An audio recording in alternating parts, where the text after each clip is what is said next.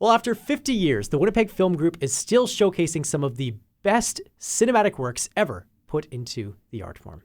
They'll be celebrating that legacy this week with a series of screenings and events called We're Still Here, 50 Years of the Winnipeg Film Group Festival. That festival officially opens tomorrow night with what the organization is calling a constellation of moments from its history. But ahead of that, Winnipeg Film Group's programming coordinator for the Dave Barber Cinematheque, Olivia Norquay, joins us in studio. Nice to see you again. Oh, yeah, thanks for having me. We're also joined by the Winnipeg Film Group's executive director, Leslie Supnet. Thank you so much for joining us here as well. Thanks for having us. So I'm going to start with you here, Leslie. For the people who may not be familiar with that history, and I know it's going to be impossible to get a comprehensive history of the Winnipeg Film Group, but I love this image of a constellation taking us through kind of touch points in the film group's history. So maybe you can give us a bit of a primer to say how the film group got its start and maybe the different iterations it's taken over the years. For sure. So, yeah, the Winnipeg Film Group was incorporated in 1974 by a group of filmmakers after there was a film conference at the U of M. And at that conference, a bunch of filmmakers, film producers, academics, scholars from across Canada converged at the U of M to talk about the state of Canadian film. And it was from that a group of Winnipeg filmmakers were encouraged to start their own center to pool resources and whatnot. And so they got a bunch of funding from the Canada Council to start the Winnipeg Film Group. And so and from there, the film group managed to start a cinematheque in the early 80s. So it started as a production center first for filmmakers to share resources in terms of film production and facilities. And then a cinematheque that started actually on Main Street, Cinema Main, where the NFB theater was back in the day. And then soon after that, there was a distribution wing that was opened up at the film group as well. So it became this whole, speaking of constellations, like very much a constellation of services for filmmakers at the time who were also looking for a place to present their work professionally so that more funding, more attention would come to the prairie region. This work obviously has meant a major renaissance, or has played a huge part in this film renaissance that has taken place here in Winnipeg in those 5 decades. What sorts of tools and resources has the film group been offering to that type of artist who is trying to get into this incredibly diverse and rich film scene in this city? For sure.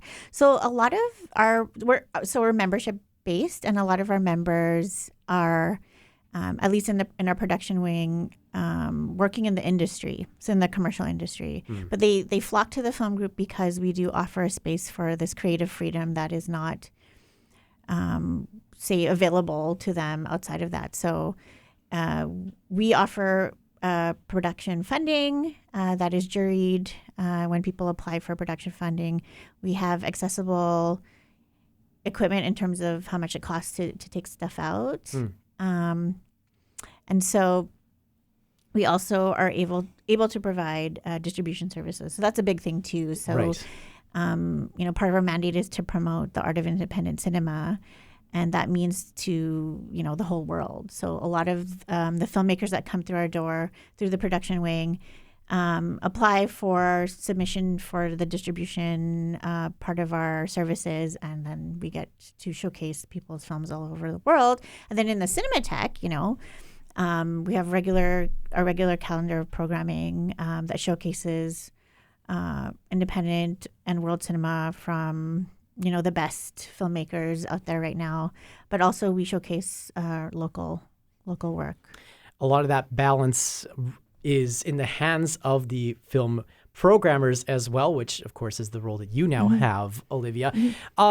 When you're planning something like this, a 50-year celebration for a group that has this incredible role to play in this vibrant film scene, How do you approach programming the festival and make it this constellation of representation that honors the 5-decade history of the Winnipeg Film Group? Yeah, absolutely. I think we approached it from as a very collaborative project, because we've been working with the production center and distribution, as well as our exhibition wing, all together just to figure out what films have not screened in a long time, what would be interesting, and all sort of thing. We've also invited 4 guest curators to program shorts programs. So Joanne Jackson-Johnson, who is a founding member of the Winnipeg Film Group, will be presenting a shorts program, as well as local filmmakers James Pomeroy, Sonia Ballantyne, and Farrah Murdoch. Wow. So right off the get-go, to make sure that this is a community-based endeavor. As you are interacting with all these people to try and put together this festival, we're still here. What is that like to interact with the history of this group and to see the visions, the curatorial visions of people who held your position in its history? Well, it kind of, I don't know, feels like a big responsibility, you know? Like you want to, obviously, I don't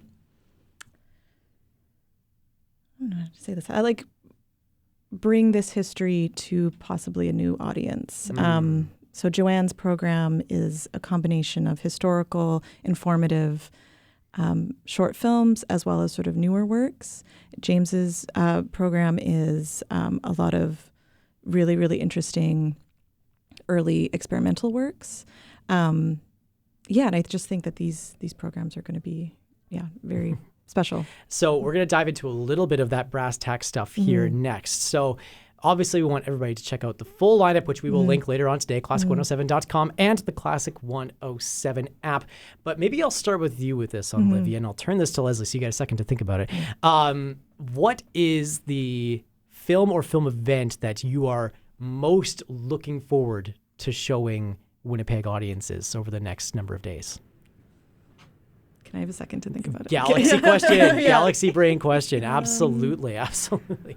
Well, I mean, gosh, you've been the one who's been going through all these as well for the last little while.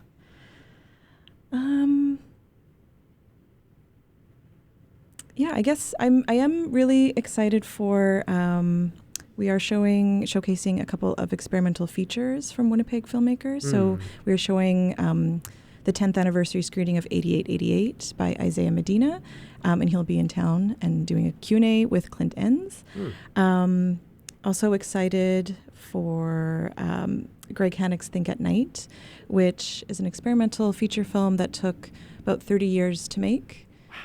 Wow. So deals with time in a really interesting way, as well as Heidi Phillips' Valley of Light, which is just a really beautiful experimental analog film. Also, just excited for the shorts programs. The guest curators have created very, very thoughtful programs, so it'll be really interesting to see. Excited for the vision of those curators on top of the visions of the films that you've just named. Okay, Leslie, how much does that overlap with the pieces that you were going to say? Well, I do want to highlight what is anchoring the festival, which is the book launch of Scrapbook from the archives of Dave Barber. And so while that's not a film screening, we do have the co-editors, Professor Andrew Burke and Dr. Clint Enns. So Andrew Burke has been involved with the film group for a very long time as his role as academic and teaching film, but also as a cinephile. And Clint is also a filmmaker. He has his PhD in cinema studies, who's been involved in the film group for quite some time too. And they are both very good friends with Dave Barber, and they both are well versed in book publishing and editing. So it made sense for us to have them involved in the book project.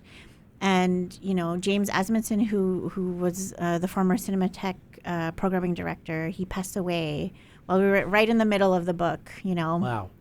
And so the book is dedicated to James, and we're excited for it to finally come out physical form in people's hands. because it is a tribute to Dave Barber, who was the longest-standing employee at the Winnipeg Film Group, and really was the spirit of the film group. Like, of course. You know, just this very, I would say, parental figure in a way, who was always around. The film group and the Cinematheque was his life.